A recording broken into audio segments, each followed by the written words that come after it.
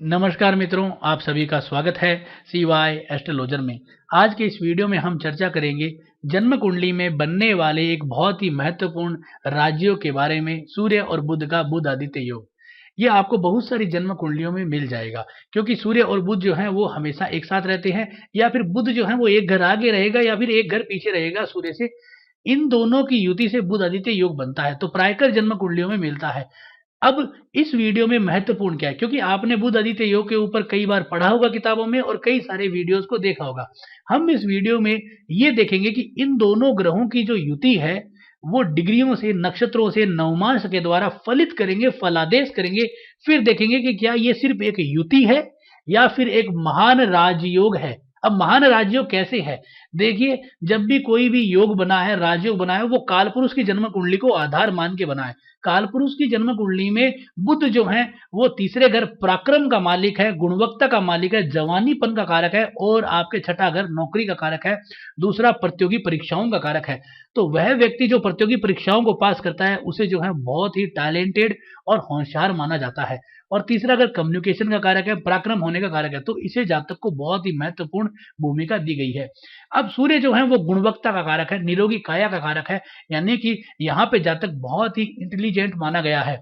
तो ये दोनों ग्रह अगर एक साथ आ जाते हैं, दो जुगलबंदी बन जाती है, तो जातक को बहुत अधिक लाभ होते हैं। वो किन क्षेत्रों में होते हैं? सिर्फ दो ही क्षेत्रों में होते हैं। एक तो शिक्षा के क्षेत्र में, एक आपकी नौकरी में, यानी कि सरकारी नौकरी मिल जाए या नौकरी में बहुत ही ऊंचा पद मिल जाए, इन दोनों क्षेत्रों में होता है। कई लोग इसे जो है वो वैवाहिक जीवन से भी जोड़ते हैं, कई लोग हेल्थ से भी जोड़ते हैं। देखो, हेल्थ से भी जोड़ सकते हो, वो डिपेंड करता है उसके भावों के ऊपर कि भाई कौन से भाव में बना है। अगर वो पांचवें भाव में बनता है तो हेल्थ से संबंधित भी रिजल्ट दे देता है, लेकिन वो शिक्षा के क्षेत्र में, इंजीनियरिंग जैसे रिजल्टों में ज्यादा भूमिका नजर आएगी और ज्यादा भूमिका वाले योग देगा। तो आपको यहाँ पे इन दो क्षेत्रों में ज्यादातर इसकी भूमिका को देखना है, एक तो नौकरी और दूसरा है आपके यहाँ पे जो है वो गुणवत्ता शिक्षा। तो अब ये योग बन गया आपकी जन्म कुंडली में, तो क्या ये योग बना है या नहीं बना है, इसे कैसे फलित करेंगे? तो सबसे पहले तो आप अपनी जन्म कुंडली में पूरी जन्म कुंडली का विश्लेषण करें, जिसमें लग्नेश सबसे महत्वपूर्ण है। लग्नेश क्या इस योग की तरफ झुक रहा है? क्योंकि लग्नेश जिस चीज को प्रॉमिस करेगा जन्म कुंडली में, वो योग उतना ही महत्वपूर्ण जाएगा। सबसे पहले आप यहाँ पे देखिए, लग्न का मालिक जो है वो शनि है, यानी कि लग्न का मालिक कुंभ राशि है। कुंभ लग्न का जो मालिक होता है वो शनि जो है वो आपका यहाँ पे तुला राशि के अंदर उच्च का बैठा है और नवें घर में बैठा है। यानी कि हम ये कह सकते हैं, एक तो शनि उच्च का है, लग्नेश है, भाग्य भाव में बैठा है, और हायर एजुकेशन, हायर स्टडीज के, उच्च शिक्षा के भाव में बैठा है। यानी कि शनि खुद कह रहा है कि भाई तू उच्च शिक्षा की तरफ जा, तेरे को उच्च शिक्षा के योग मैं दे रहा हूं। तो शनि ने यहाँ पे प्रोमिस कर दिया है। अब यही शनि जो है वो आपको नवमांश में जाके देखना पड़ेगा। तो शनि नवमांश कुंडली के अंदर देखोगे तो ये शनि यहाँ पे अगर आप देख रहे हो तो लगन में बैठा है, धनु राशि में, और इसका जो नवमांश पति है गुरु, वो 10वें घर में बैठा है। यानी कि हम ये कह सकते हैं कि जातक की जन्म कुंडली के अंदर एक अच्छा राजयोग बन रहा है। तो ये यहाँ पे चिंता का विषय नहीं है, यानी कि लग्नेश कह रहा है। अब यहाँ पे देखिए कि ये जो शनि है वो कितने डिग्री का? शनि 9 डिग्री का स्वाति नक्षत्र में है। स्वाति जो नक्षत्र है वो राहु देवता का है, और राहु से 5वीं दृष्टि प्राप्त है। राहु 5वें घर में बैठता है तो हेल्थ से तो थोड़ी बहुत पीड़ा देता है, लेकिन यहाँ पे जातक को गुणवान बनाता है। गुणवत्ता इतनी देता है कि जातक हर चीज को नए तरीके से पेश करता है। यानी कि हम इंजीनियरिंग को मान सकते हैं, इंजीनियर जो होते हैं नए नए आइडियाज लाते हैं, नई नई रिसर्च करते हैं। तो यहाँ पे हम कह सकते हैं कि शनि का जो नक्षत्र स्वामी है वो पंचम घर में त्रिकोण में बैठा है, बहुत ही बढ़िया प्लस पॉइंट है। अब एक और चीज देख सकते हो कि शनि का जो राशि स्वामी है शुक्र, वो मंगल के साथ है, मंगल की दृष्टि में है, और शुक्र भी यहाँ पे मजबूत है क्योंकि शुक्र अपने स्व नक्षत्र भरणी में बैठा है। तो यानी कि हम ये कह सकते हैं कि लग्नेश का झुकाव जो है वो पंचम और तीसरे दोनों की तरफ है। तो यानी कि जातक की पढ़ाई में अच्छे फल आ रहे हैं। तीसरे घर को हम जो है पढ़ाई के लिए अच्छा नहीं मानते, लेकिन ये कम्युनिकेशन और पराक्रम का घर है, क्योंकि ये चौथे घर को काटता है इसलिए। परंतु यहाँ पे हमें लग्नेश ये दिखा रहा है कि भाई इसकी शिक्षा की तरफ झुकाव थोड़ा ज्यादा रहेगा और हायर स्टडीज की तरफ ज्यादा झुकाव रहेगा। तो हमें यहाँ पे एक प्लस पॉइंट मिल गया, प्रोमिस मिल गया। प्रोमिस को पकड़ लीजिए। अब आपको जाना है इस बुध आदित्य योग पे। आप सीधे इस बुध आदित्य योग पे कूद जाओगे तो ये आपकी मूर्खता होगी, क्योंकि जब लग्नेश, क्योंकि व्यक्तिगत तौर पे हम बात करें तो ये योग सबकी जन्म कुंडली में बनता है। बहुत सारे लोगों की जन्म कुंडली में तो हर आदमी पढ़ा लिखा है, वो किसी न किसी लेवल में पढ़ा लिखा है, चाहे वो व्यापार के क्षेत्र में हो, नौकरी के क्षेत्र में हो या उसको कम्युनिकेशन के क्षेत्र में हो। लेकिन यहाँ पे लग्नेश अगर उसको प्रॉमिस करेगा तो उसको ज़्यादा लाभ मिलेगा। अब आपने सूर्य को देखना है और बुध को देखना है। सूर्य जो है वो मीन राशि में है, इसका राशि स्वामी गुरु है, जो यहाँ पे जो है बहुत ही अच्छा परिणाम दे रहा है। वो क्या कर रहा है, यहाँ पे दसम घर में बैठा है। बुध यहाँ पे रेवती नक्षत्र में है और मीन राशि में। बुध मीन राशि में नीचस्थ हो जाता है, नीच का हो गया, परंतु जन्म कुंडली का पंचमेश है। और यहाँ पे जो है वो एक सबसे बड़ा प्लस पॉइंट क्या है कि गुरु जो है उसकी दृष्टि प्राप्त है इसको। गुरु की जैसे ही दृष्टि प्राप्त होगी तो इसका नीच भंग बन गया।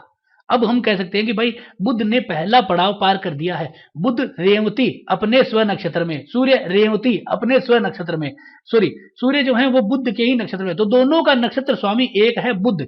और बुध यहाँ पे नीच का था लेकिन गुरु के द्वारा नीच भंग बन गया। तो हम यहाँ पे कह सकते हैं कि यहाँ पे एक प्लस पॉइंट बन गया है जो इसको बुध आदित्य योग को पहली लेवल में कंप्लीट करा देता है। यानी कि हम कहेंगे कि ये बुध आदित्य योग बन गया, कैसे, डिग्रियों के और नक्षत्रों के कारण।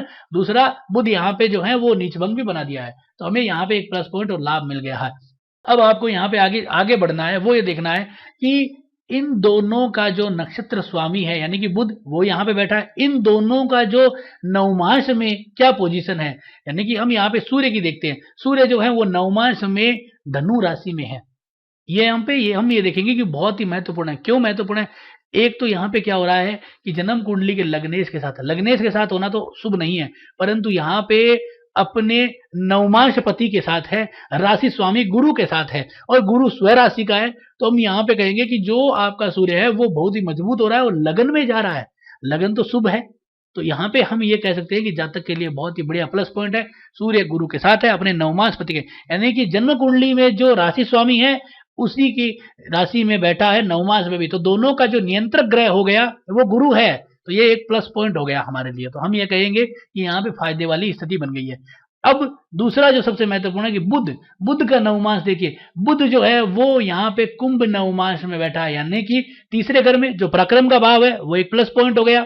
दूसरा क्या हो रहा है, कम्युनिकेशन का भाव है। बुध तीसरे घर में राजयोग देता ही है, क्योंकि ये यहाँ पे कालपुरुष की जन्म कुंडली में बुध की मिथुन राशि आती है, वो वायु तत्व राशि है, जो यहाँ पे बुध जो है राज को योग रिजल्ट देता है। अब यहाँ पे देखिए कुंभ नवमांश में है, तो कुंभ जो है वो शनि का राशि है। शनि जन्म कुंडली में उच्च का हो रखा है।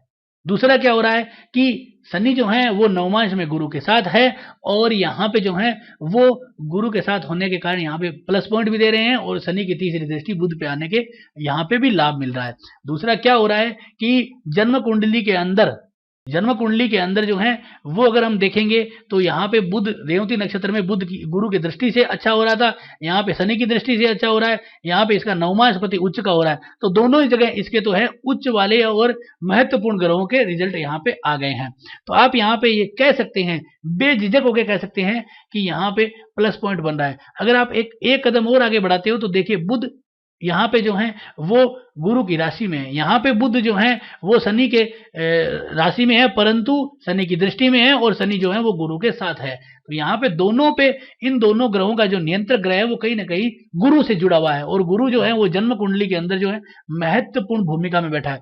फिर आप एक बहुत ही महत्वपूर्ण चीज को देखोगे तो गुरु यहाँ पे ज्येष्ठा नक्षत्र में है, जो बुध का ही नक्षत्र है। तो यानी कि गुरु और बुध दोनों एक ही थाली के चट्टे बट्टे हो गए, क्योंकि बुध गुरु की राशि में है और गुरु जो है वो बुध के नक्षत्र में है। तो हम यहाँ पे कह सकते हैं कि इन सभी ग्रहों का जो जुगलबंदी हो रही है, आप यहाँ पे कंफ्यूज होने की आवश्यकता नहीं है। यहाँ पे आपको सिर्फ कैलकुलेशन समझना है। तो यहाँ पे दोनों ही ग्रह मजबूत हो रहे हैं, नवमांश में अच्छे भाव में जा रहे हैं और जहाँ पे इनके नवमांश पति भी अच्छा रिजल्ट दे रहे हैं, तो हम ये कह सकते हैं कि यहाँ पे बहुत अच्छे परिणाम आ रहे हैं। सबसे पहले सूर्य का जो नवमांश पति है गुरु, वो यहाँ पे जन्म कुंडली में 10वें घर में और नवमांश में लगन में। बुध का जो नवमांश पति शनि है वो जन्म कुंडली में उच्च का हो रहा है और नवमांश कुंडली में लगन में बैठा है। तो यानी कि हम सीधे तौर पे कहें तो ये जन्म कुंडली में बुध आदित्य योग बनता है। तो आप भी अपनी जन्म कुंडली में इसी तरह से फलित करें, फिर ये समझें कि ये योग बना या फिर युति ही बन के रह गई। तो आज का ये जो वीडियो था आपको कैसा लगा जरूर बताएं। अच्छा लगा तो लाइक करें, शेयर करें, सब्सक्राइब करें। धन्यवाद दोस्तों।